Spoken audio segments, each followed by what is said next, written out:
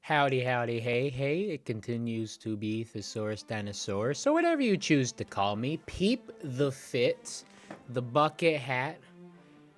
You can get one that looks just like it over at Redbubble.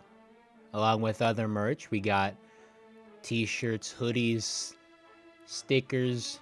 Gotta love those stickers. They look really nice on the robots, eh? Eh? Eh?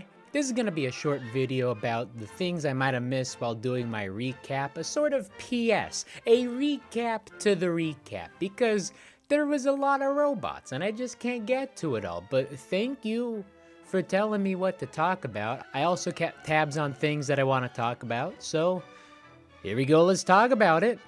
I'm also going to be handing out some awards. Think of it like the NFL doing their AP Player of the Week, except instead of being voted on by a panel of whoever, it's just going to be me and going with my gut feeling. Let's start off light with a robot falling apart. 06 Angora, Team 8861 from Ankara, Turkey, at the South Florida Regional. The very last qualification match, they're playing defense and they rock the boat just a bit hard and their entire shooter mechanism falls off of their robot, which isn't the end of the world, it's the final match. And if you do get selected by another team for alliance selection, you can just put that shooter back on, no problem, easy peasy. I'm assuming, I'm a programmer, that's a mechanical issue. But then a robot runs it over and it just it's, oh my gosh. Next we have playoff match 13 at the Wainimi Port Regional with everything happening. Everything was happening. In this one, this was the match where 2102 just absolutely freaks out at the start of teleop.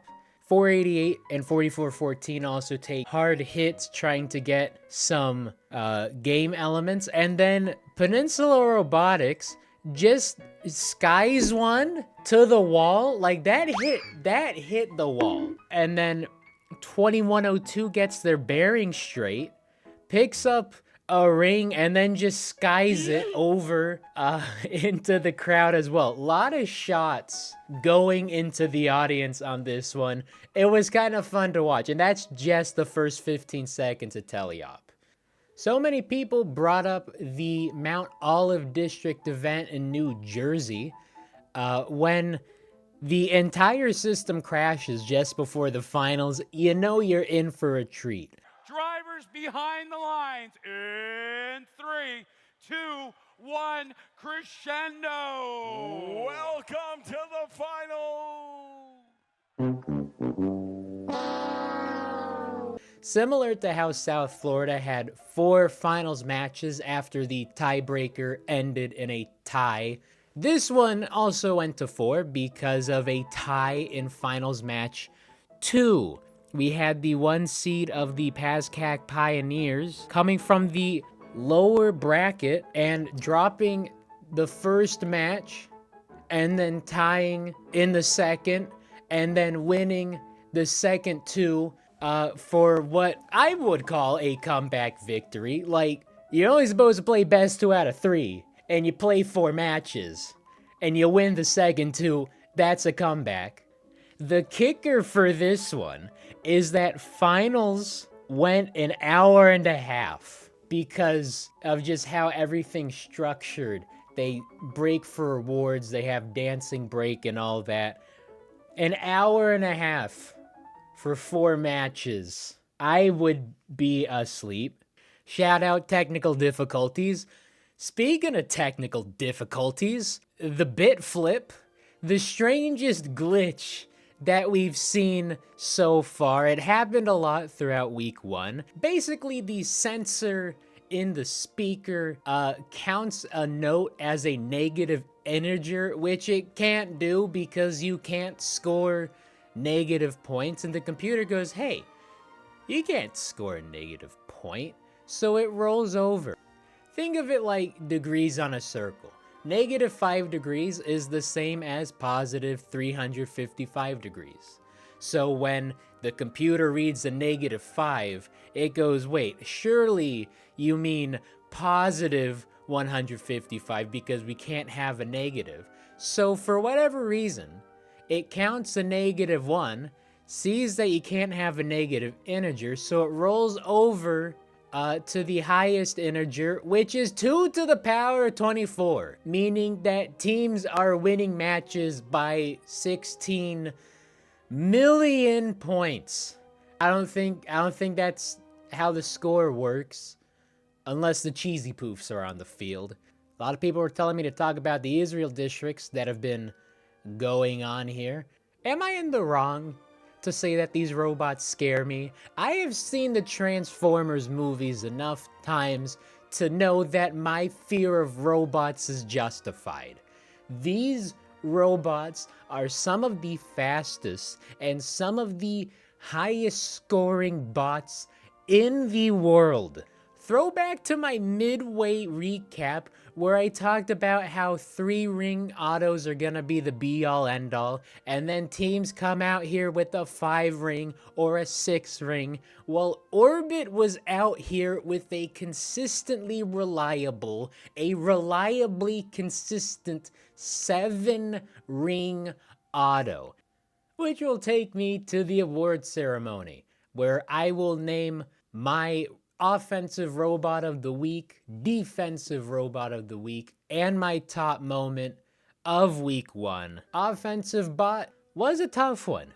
My gut said to go with the Hawaiian kids at Canadian Pacific because they were a certified bucket. However, the same can be said about Overture down at the Monterey Regional. And since I only talk about the regional events, it would only make sense that my offensive and defensive bot would come from the regional events. But I have to break this rule and go with Orbit because they are a certified bucket, a 7-ring autonomous.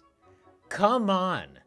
The only times this misses are the times that they don't get the rings in auto because another robot steals them.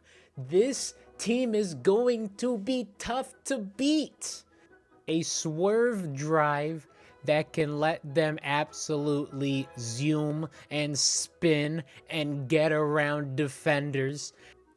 They're just gonna be unstoppable. They are going to be a team to watch. In fact, I will put them on my list of teams to look out for at the World Championship.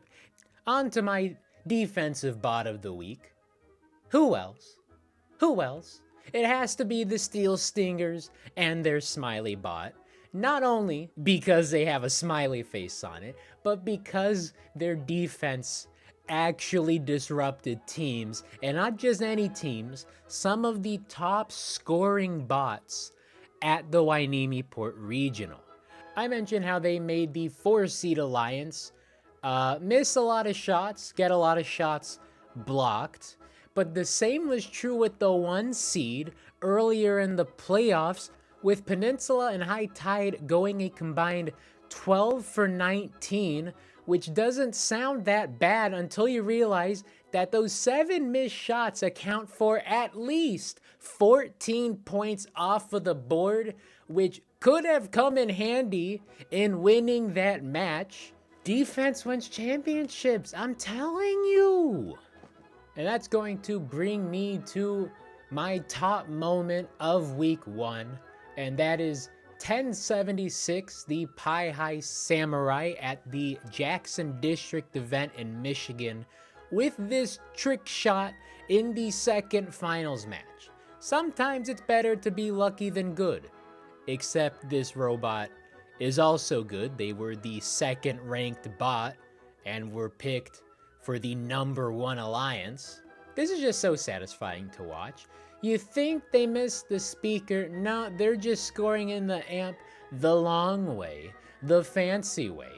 It'd be another thing if this were the deciding factor in the match, kind of like how we saw the human player ring at South Florida be the deciding point to force a tiebreaker for the tiebreaker. But this match was won, thanks in part to a whole lot of speaker points, but also a whole lot of penalty points after a blue robot got stuck in the red stage area in Endgame, which is a penalty every time they get contact, and there was a whole lot of contact. So thank you for watching. I will see you all after the Week 2 regionals for the Week 2 recap, and then hopefully another one of these videos. This is actually very fun to talk about the different moments that have been happening. As always, have fun, stay safe, and remember, gracious in victory, professional in defeat. Amen. Match 2. Will we see a rubber match?